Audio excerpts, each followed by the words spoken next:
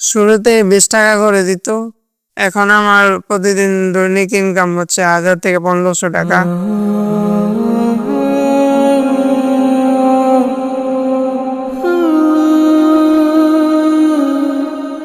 এই যে দেখছেন, এটি একটি বাজার। এই বাজারের নাম চুরখাই। এটি ময়মনসিংহ জেলা সদরে হলেও মূলত গ্রামীণ জনপদকে কেন্দ্র করে গড়ে উঠেছে বাজারটি। আজ আবার এখানে হাটবার। সাধারণত হাটবারে বেচাকেনা ভালো হয়, তাই মানুষও থাকে অন্যান্য দিনের তুলনায় কিছুটা বেশি। এই বাজারের ভেতরের একটি দোকানে আমাদের চোখ আটকে যায়। হাফেজ telecom and mobile servicing centre.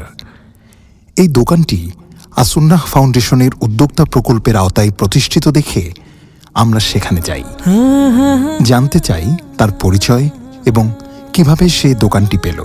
শুরুতে 20 টাকা করে দিত, মানে আস্তে আস্তে বাড়াইতে বাড়াইতে 8500 পর্যন্ত আমি আসুন্নাহ ফাউন্ডেশন থেকে 1 লাখ টাকা পাইছি। সালামু আলাইকুম, আমি মোহাম্মদ কাউসার আলী। আমি হচ্ছে বুরহানুদ্দিনের প্রস্তাবকারী। আসুন্নাহ ফাউন্ডেশনের একটি পোস্ট দেখতে পাই, যেটাতে দক্ষতা ভিত্তিক উদ্যোক্তা তৈরি প্রকল্প 2025-এর ওইখানে দেখলাম যে দক্ষতার উপরে সহযোগিতা করা হচ্ছে। তখন আমার এক বন্ধু আছে মোহাম্মদ বুরহানুদ্দিন, উনি দীর্ঘদিন যাবৎ মোবাইল সার্ভিসিংয়ের কাজ করার সুবাদে আমি চিন্তা করলাম যে ওনার জন্য একটি আবেদন করি। এখন আমার প্রতিদিন দৈনিক ইনকাম হচ্ছে 1000 থেকে 1500 টাকা। এমনও হয় কিছুদিন কম হয়, আবার বেশি হয়। তো এভাবে আমার ফ্যামিলি মোটামুটি আলহামদুলিল্লাহ ভালোই চলতেছে। যে আসলে ফাউন্ডেশনে টাকা দিচ্ছে, তার পরিবর্তে আমি দোকানে মাল দিচ্ছি। দোকানটা সুন্দরভাবে সাজানো হয়েছে এবং তাদের অবদান অনেক। বুরহানুদ্দিন কথা বলায় দুর্বল হলেও কাজে কিন্তু খুবই সবল। আর তাই যে মানুষটি একসময় দৈনিক 20 টাকা বেতনে অন্যের মোবাইল সার্ভিসিংয়ের দোকানে কাজ করত, আজ সে নিজেই একটি দোকানের মালিক। কাজে খুবই যত্নশীল। এজন্য কাঠমিস্ত্রি বাবার কাজ না থাকলেও কোনো সমস্যা হচ্ছে না। 5 ভাই বোনের পুরো পরিবারের দায়িত্ব এখন সে নিজেই বহন করছে হাসি মুখে।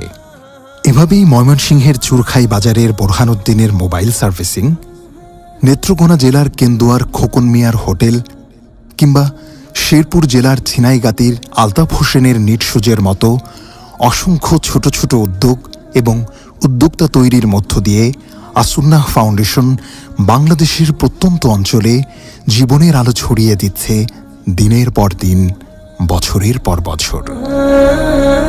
আসুন্নাহ ফাউন্ডেশন। আপনার কাছে মোহরও নাই, আপনার কাছে স্ত্রীর মোটামুটি ডাল ভাতের ব্যবস্থা করার কোনো অ্যারেঞ্জমেন্টও নাই, ঢাল নাই, তরবারি কিছুই নাই, কিন্তু আপনি নিধিরাম সর্দার হইতে চাচ্ছেন, এই সুযোগ নাই। যদি আপনার মোহর দেওয়ার কোনো ব্যবস্থা না থাকে, ডাল ভাতের জোগাড় করারও ব্যবস্থা না থাকে, তাহলে ফাআলাইকা বিসসাওম, নবীজির নির্দেশ অনুযায়ী আপনি রোজা রাখবেন। বিয়ে করবেন তখন যখন আপনি মিনিমাম মোহরের ব্যবস্থা করবেন, ডাল ভাতের জোগাড় করতে পারবেন। তথাকথিত পায়ে দাঁড়ানোর দরকার নাই। ডাল ভাতের জোগাড় বউয়ের করতে পারলে, মোহর ব্যবস্থা করতে পারলে আপনি বিয়ে করবেন। এরপরে যেটুকু টানাটানি আছে, আল্লাহর ওয়াদা আছে আপনাকে অভাব দূর করে দিবেন। কয়েকজন সালাফ, ওমর রাদিয়াল্লাহু আনহু সহ কয়েকজন সালাফ থেকে বর্ণিত হয়েছে, আজাবান লিমান তালাবাল গিনা মিন গায়রি নিকাহ, ওই ব্যক্তিকে দেখে আমার আশ্চর্য হয় যে ব্যক্তি সচ্ছলতা চায় অথচ বিয়ে করে না। কারণ বিয়ে করলে আরেকজন যে আসবে তার রিজিকও আল্লাহ তাআলা নিয়েছেন না নেন নাই, অতএব তার রিজিক সহকারে আসবে ইনশাআল্লাহ বিইذنিল্লাহ। বিদায় এই হাদিসগুলো থেকে বোঝা যায় এবং আয়াত থেকে বোঝা যায় যে বিয়ে এটার মাধ্যমে আল্লাহ